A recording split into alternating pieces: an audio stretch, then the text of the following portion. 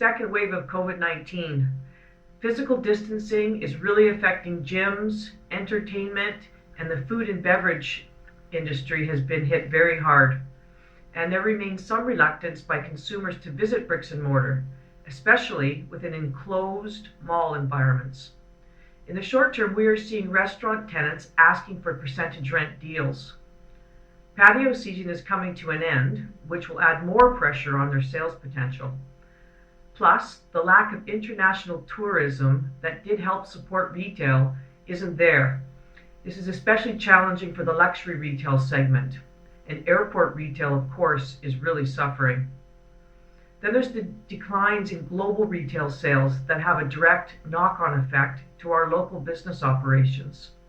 And on the ground, there are challenges conducting physical tours with the international real estate and operations teams. We still face a huge amount of uncertainty with respect to the health crisis that we're in right now. There are many possible outcomes, and as a result, it's very hard to see the future clearly. There's no question that consumer confidence has been affected, but also business confidence. In terms of commercial real estate, that's affecting many industries on the demand side of the economy, particularly in the service side of the economy, where we see business confidence hampering the willingness of tenants to do long-term leases or businesses to invest in strata condominium commercial property. As landlords, we're working closely with tenants, of course, to understand their business exposure. And we were doing this before, but it's even more important now. In some cases, it's better to help a tenant and work with them than to replace a tenant, for no question, in this market. In terms of the debt market, we're fortunate that we have strong lender relationships, but it's even more important to communicate with tenants or with lenders now. And we're very diligent about that and using moderate leverage. On the development side of things, our construction industry has been very resilient in pivoting with health and safety, and we continue to move projects through development. We're very impressed and appreciative of that part of the economy. And in terms of government intervention, there's no question it's a major risk factor for us, and it's hard to predict some of the policy directions that are coming.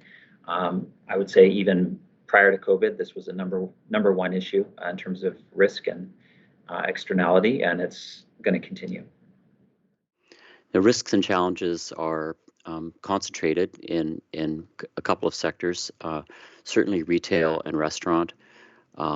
Again, with the government rental subsidy programs coming to an end at the end of September, how much rent are we going to be able to collect from our retailers and restaurants? Luckily, in our portfolio, it's only about 15% of our gross receipts. But how much of a discount? We're going to be going from collecting 75% of the rent, with half of that coming from the government, 25 from the tenant, and 25 from us. We've been collecting 3/4 of the rent, but now we're going to have to drop down to lower numbers. And what's going to be happening with office? Will tenants be renewing their leases? Will they be starting to make decisions again to take new space?